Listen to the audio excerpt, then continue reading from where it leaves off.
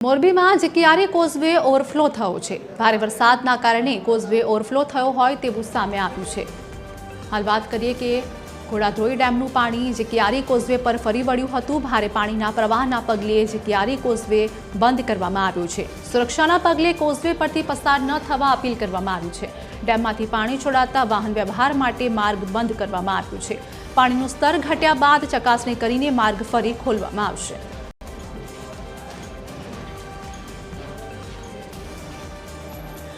तो मोरबीनी बात करिए कि मोरबीमां पाणीनुं स्तर घट्या बाद चकासणी करीने मार्ग फरी खोलवामां आवशे। हाल मार्ग बंद करवामां आव्यो छे। मोरबीमां जकियारी कोઝવે ओवरफ्लो थता सावचेतीना पगलां भरवामां आव्या छे।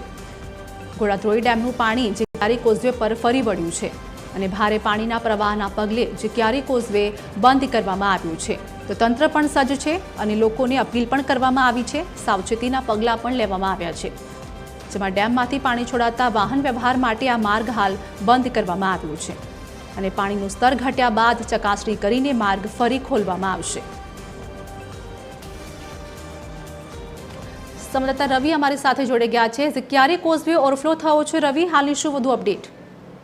जी जरूरथी जणावी दो। मोरबी जिल्लामां आ वखते वरसाद सारो थयो छे, जेटली मोरबी जिल्लामां आवेला मोटा भागना जे जळाशयो छे एमां नवा नीરની आवक થઈ છે। तो मोरबीना કેટલાક ડેમો ઓવરફ્લો થયા છે। તેમાંનો એક છે ઘોડોધોઈ ડેમ છે, જે જકિયારી ગામ નજીક આવતો આ ડેમ છે। આ ડેમ ગઈકાલે રાત્રિના ઓવરફ્લો થતા તેમાંથી પાણી છોડવામાં આવ્યું છે અને તેની બાજુમાં જે કોઝવે પસાર થાય છે તે કોઝવે ઉપરથી હાલ મોટા પ્રમાણમાં પાણીનો પ્રવાહ પસાર થઈ રહ્યો છે। પાણીનો પ્રવાહ પસાર થવાથી અહીંથી વાહનની અવર જવર કરવી હોય તો થોડીક મુશ્કેલી પડે અને કોકવાર જીવનો પણ જોખમ થઈ શકે છે।